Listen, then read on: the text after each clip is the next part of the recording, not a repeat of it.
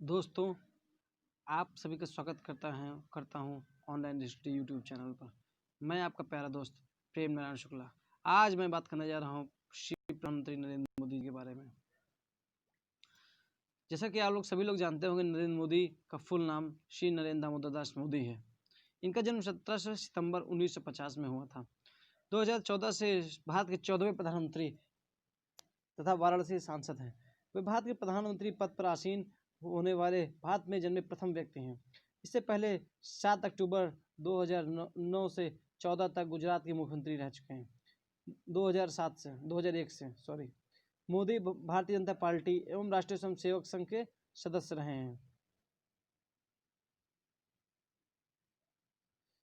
और इनके कार्यकाल में जो ईश्वर राष्ट्रपति हैं वह माननीय रामनाथ कोविंद जी हैं, और इसके पहले पूर्व प्रधानमंत्री श्री मनमोहन सिंह थे।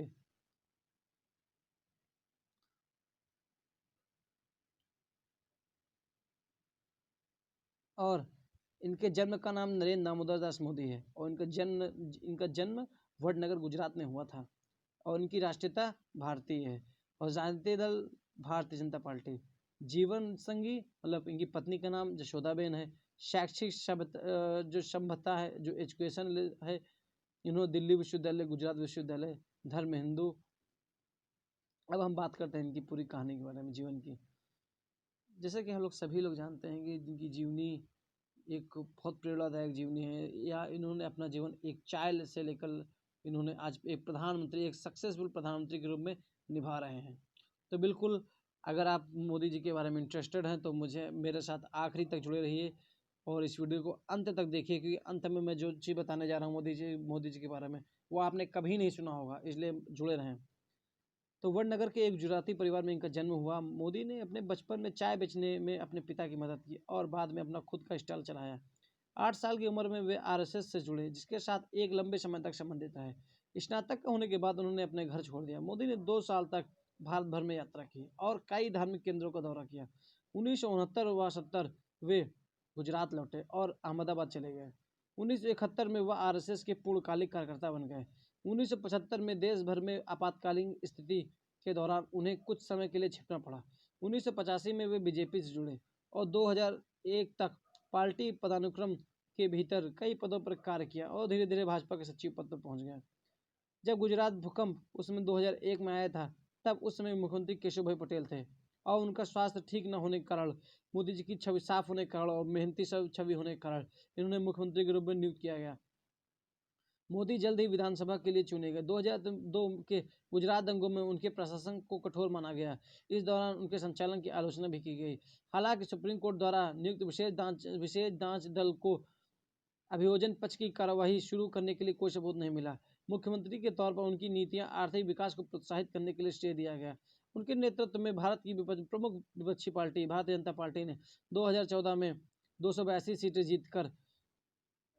जीतकर अभूतपूर्व सफलता प्राप्त की, और संसद में उन्होंने उत्तर प्रदेश की सांस्कृतिक नगरी वाराणसी, अपने गृह राज्य गुजरात के वडोदरा संसदीय क्षेत्र से चुनाव लड़ा, दोनों जगह से जीत दर्ज की।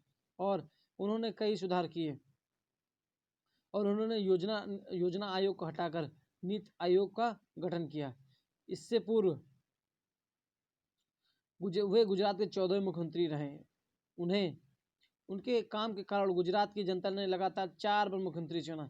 गुजरात विश्वविद्यालय से इन्होंने राजनीतिक विज्ञान में स्नातकोत्तर डिग्री प्राप्त की, मतलब ये पीजी हैं, पोस्ट ग्रेजुएट हैं। और इसी के कारण मोदी विकास पुरुष के नाम से जाने जाते हैं। वर्तमान समय में देश के सबसे लोकप्रिय नेताओं में से एक। माइक्रो ब्लॉगिंग साइट ट्विटर पर भी वे सबसे ज़्यादा फॉलोवर 4.5 करोड़ जनवरी 2019 वाले भारतीय नेता हैं। उन्हें नमो नाम से भी जाना जाता है। टाइम पत्रिका ने मोदी को पर्सनल ऑफ द ईयर 2013 के 42वें उम्मीदवार की सूची में शामिल किया। अटल बिहारी वाजपेयी की तरह नरेंद्र मोदी एक राजनेता और कवि हैं। वे गुजराती भाषा के अलावा हिंदी में भी देश प्रेम की ओतप्रोत कविता लिखते हैं। नरेंद्र मोदी का जन्म तत्कालीन बॉम्बे राज्य के महसाना जिले स्थित वडनगर ग्राम में हीराबेन मोदी और दामोदर दास मूलचंद मोदी के एक मध्यम परिवार में 17 सितंबर 1950 को हुआ था। वह पैदा हुए 6 बच्चों में तीसरे नंबर पर थे।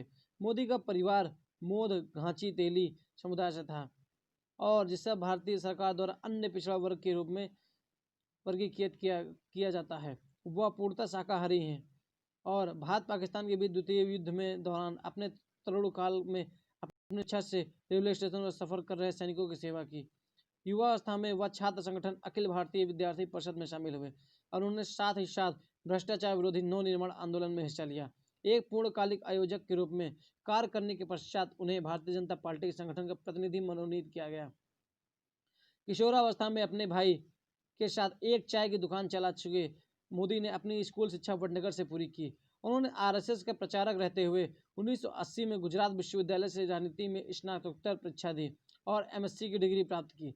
अपने माता पिता की कुल 6 संतानों में तीसरे पुत्र नरेंद्र मोदी ने 55 में रेलवे स्टेशन पर चाय बेचने में अपने पिता का भी हाथ बटाया। वडनगर के एक स्कूल मास्टर के अनुसार नरेंद्र मोदी एक औसत दर्जे के छात्र थे, लेकिन वाद विवाद नाटक प्रतियोगिता में बेहद रुचि रखते थे और इसके अलावा उसकी रुचि राजनीतिक विषयों पर नई नई परियोजनाओं प्रारंभ करने की भी थी। 13 वर्ष की आयु में नरेंद्र की सगाई जशोदाबेन चमनलाल के साथ कर दी गई और जब उनका विवाह हुआ तब वह मात्र 17 साल के थे। फाइनेंशियल एक्सप्रेस की खबर के अनुसार पति पत्नी ने कुछ वर्ष साथ रहकर बिताए, परंतु कुछ समय बाद वे दोनों एक दूसरे के लिए अजनबी हो गए, क्योंकि नरेंद्र मोदी ने उनसे कुछ ऐसी ही इच्छा व्यक्त की थी, जबकि नरेंद्र मोदी के जीवनी लेखक ऐसा नहीं मानते। उनका कहना है कि उन दोनों की शादी जरूर हुई, परंतु वे एक साथ कभी नहीं रहे। शादी के कुछ वर्षों के बाद नरेंद्र मोदी ने घर त्याग दिया। एक प्रकार से उन्हें वैवाहिक जीवन लगभग समाप्त सा ही हो गया। पिछले 4 विधानसभा चुनाव में अपनी वैवाहिक स्थिति पर खामोश रहने के बाद नरेंद्र मोदी ने कहा कि विवाहित रहने की जानकारी देकर उन्हें कोई पाप नहीं किया। नरेंद्र मोदी के मुताबिक एक शादीशुदा के मुकाबले अविवाहित व्यक्ति भ्रष्टाचार के खिलाफ जोरदार तरीके से लड़ सकता है, क्योंकि अपनी पत्नी बाल बच्चों की कोई चिंता नहीं रहती। हालांकि नरेंद्र मोदी ने शपथ पत्र प्रस्तुत पर जशोदाबेन को अपनी पत्नी स्वीकारा है। आप देखते हैं इनके दामोदर दास मोदी और हीराबेन के भाइयों और बहनों के क्रम। इनके जो सबसे बड़े भाई हैं शोमा भाई मोदी, फिर अमृत मोदी, फिर नरेंद्र मोदी, फिर यशोदाबेन। नरेंद्र मोदी जब विश्वविद्यालय के छात्र थे तभी वे राष्ट्रीय स्वयंसेवक संघ की शाखा में नियमित रूप से जाने लगे थे। इस प्रकार से उनका जीवन एक निष्ठावान प्रचारक के रूप में प्रारंभ हुआ। उन्होंने शुरुआती जीवन से ही राजनीतिक सक्रियता दिखलाई। भारतीय जनता पार्टी का जनाधार मजबूत करने में उनकी बहुत बड़ी भूमिका रही। गुजरात में शंकर सिंह वाघेला का जनाधार मजबूत करने में मोदी की ही रणनीति थी। जब केंद्र में मिलीजुली सरकारों का दौर चल रहा था तब मोदी की मेहनत रंग रही और 2014 में 2/3 बहुमत के बलबूते पूर्ण बहुमत की सरकार बनाई। और अब ये गुजरात में मुख्यमंत्री के रूप में इनके कार्यकाल के देखते हैं। माननीय मोदी जी गुजरात में विकास पुरुष के रूप में जाने जाते हैं और 2001 में जब केशुभाई पटेल वहां के मुख्यमंत्री थे तो उनकी सेहत बिगड़ने के बाद भाजपा चुनाव में कई सीट हार रही थी। इसके बाद भाजपा के राष्ट्रीय अध्यक्ष मुख्यमंत्री के रूप में मोदी के नए उम्मीदवार रखते हैं। और हालांकि भाजपा के नेता लाल कृष्ण आडवाणी मोदी की सरकार चलाने के अनुभव की कमी के कारण चिंतित थे। मोदी ने पटेल के उप मुख्यमंत्री बनाने का प्रस्ताव ठुकरा दिया और आडवाणी अटल बिहारी वाजपेयी से बोले कि यदि गुजरात की जिम्मेदारी देनी है तो पूरी दे, अन्यथा ना दें। 3 अक्टूबर 2001 को यह केशुभाई पटेल की जगह गुजरात के मुख्यमंत्री बने। इसके साथ ही उन पर दिसंबर 2002 में होने वाले चुनाव की पूरी जिम्मेदारी भी थी। 2001 और 2 नरेंद्र मोदी ने मुख्यमंत्री का अपना पहला कार्यकाल 7 अक्टूबर 2001 से शुरू किया। इसके बाद मोदी ने राजकोट विधानसभा चुनाव लड़ा, जिसमें कांग्रेस पार्टी के अश्विन मेहता को 14,728 मतों से हराया। नरेंद्र मोदी अपनी विशिष्ट जीवन शैली के लिए समूचे राजनीतिक हलकों में जाने जाते हैं। उनके व्यक्तिगत स्टाफ में केवल 3 ही लोग रहते हैं। कोई भारी भरकम अमला नहीं होता, लेकिन कर्मयोगी की तरह जीवन जीने वाले मोदी वे स्वभाव से सभी से परिचित हैं। इस नाते उन्हें अपने कामकाज अमली जामा पहनाने में कोई विशेष दिक्कत नहीं होती। उन्होंने गुजरात में कई ऐसे हिंदू मंदिरों को भी ध्वस्त करवाने में कोई कोताही नहीं बरती जो सरकारी कानून कायदों के मुताबिक नहीं थे।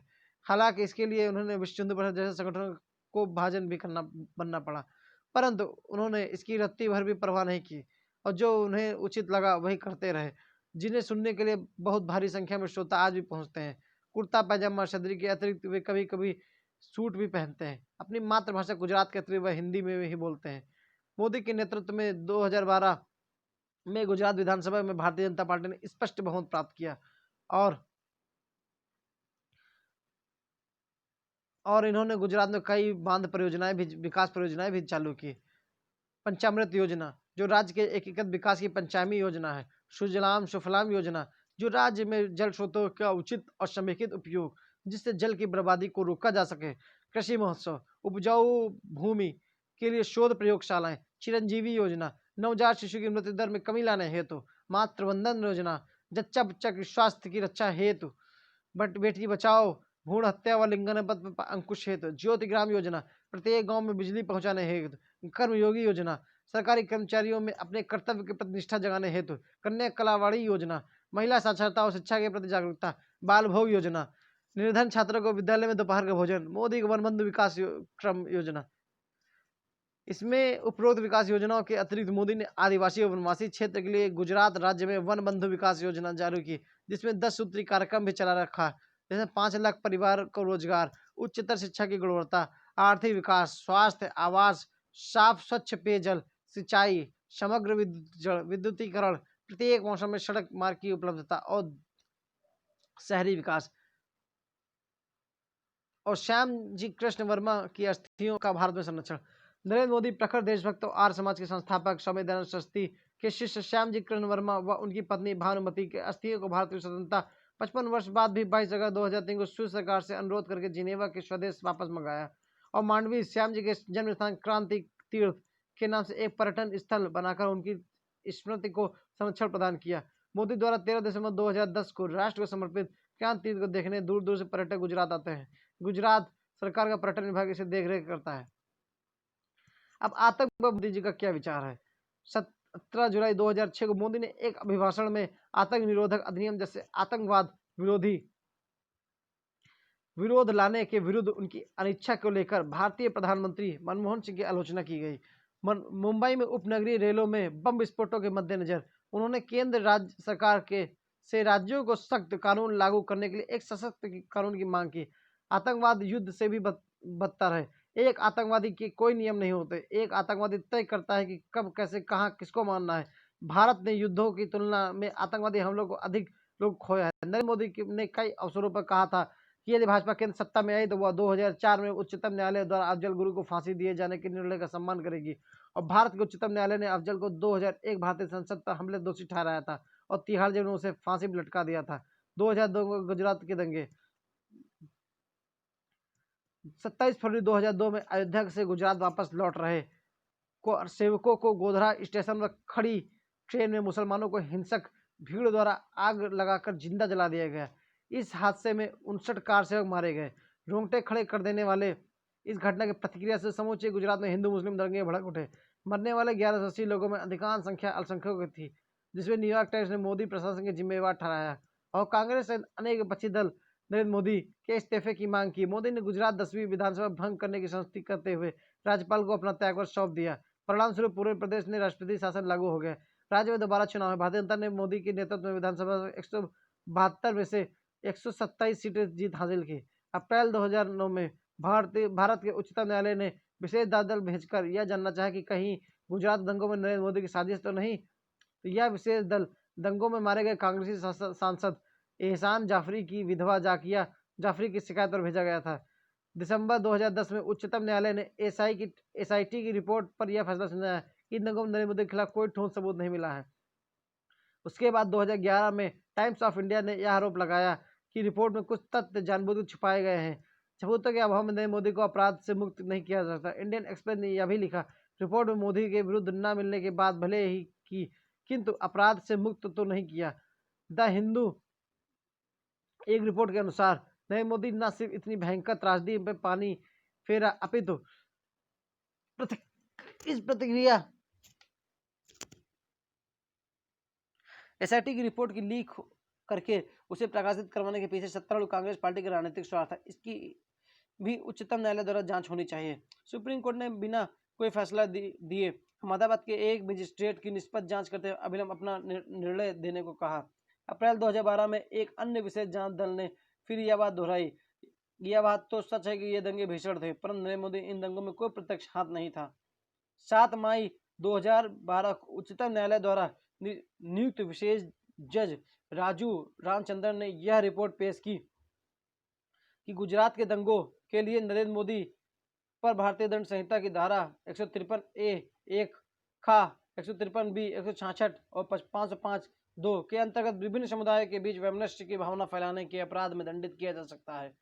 हालांकि रामचंद्रन ने इस रिपोर्ट की विशेष जांच दल की आलोचना करते हुए पूर्वाग्रह से परिपूर्ण दस्तावेज बताया। 26 जुलाई 2012 को नई दुनिया के संपादक शाहिद सिद्दीकी को दिए गए एक इंटरव्यू में नरेंद्र मोदी ने साफ शब्दों में कहा 2004 से भी पहले मैं कह चुका हूं 2002 के सांप्रदायिक दंगों के लिए क्यों मैं माफी मांगू। यदि मेरी सरकार ने ऐसा किया तो उसके लिए मुझे सरेआम फांसी दे देनी चाहिए। मुख्यमंत्री ने गुरुवार को नई दुनिया से फिर कहा अगर मोदी ने अपराध किया है तो उसे फांसी लटका दो। यदि मुझे राजनीतिक मजबूरी के चलते अपराधी कहा जाता है तो मेरे पास इसका कोई जवाब नहीं है। यह कोई पहली बार नहीं है जब मोदी ने अपने बचाव में ऐसा कहा हो। वे इसके पहले ये तक देते रहे कि गुजरात में और कब गुजरे जमाने के लिए बैठे रहोगे। या क्यों नहीं देखते कि पिछले एक दशक में गुजरात ने कितनी तरक्की की। इससे मुस्लिम समुदाय को भी तो फायदा पहुंचा। लेकिन जब केंद्रीय कानून मंत्री सलमान खुर्शीद ने इस बाबत पूछ गया कि दो टूक जवाब दिया पिछले 12 वर्षों में यदि एक बार भी गुजरात में मुख्यमंत्री के खिलाफ FIR दर्ज नहीं हुई तो आप उन्हें कैसे अपराधी ठहरा सकते हैं। उन्हें कौन फांसी देने जा रहा है। बाबरी मस्जिद के लिए पिछले 45 वर्षों से कानूनी लड़ाई 92 वर्षीय हाशिम अंसारी के मुताबिक भाजपा के प्रधानमंत्री उम्मीदवार नरेंद्र मोदी के गुजरात के सभी मुसलमान खुशहाल समृद्ध हैं, जबकि उलट कांग्रेस हमेशा मुस्लिम की मोदी का भय पैदा करती रहती है।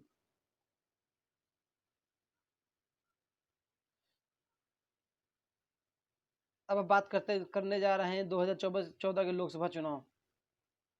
गोवा में भाजपा कार्य समिति द्वारा नरेंद्र मोदी को 2014 में लोकसभा चुनाव अभियान की कमान सौंपी गई थी। 13 सितंबर 2013 को हुई बोर्ड में आगामी बैठक में आगामी लोकसभा चुनाव में लालकृष्ण आडवाणी मौजूद नहीं रहे। पार्टी अध्यक्ष राजनाथ सिंह ने घोषणा की कि मोदी ने प्रधानमंत्री पद पर उम्मीदवार की घोषित करते होने के बाद अभियान की कमान राजनाथ सिंह को सौंपी और प्रधानमंत्री पद का उम्मीदवार होने के बाद पहली रैली हरियाणा में की। और 2014 में थी तो भाजपा का कोई विशेष बहुमत नहीं था। तब उन्होंने उस विकराल समय चुनाव लड़ा और उस समय उन्होंने 2/3 बहुमत से 272 सीटें 542 में जीतकर उन्होंने 2/3 सीटों से चुनाव जीता। इस प्रकार से उन्होंने मोदी जी के जीवन के बारे में हम लोग जान चुके हैं और जानने के लिए मेरे चैनल से बने रहिए।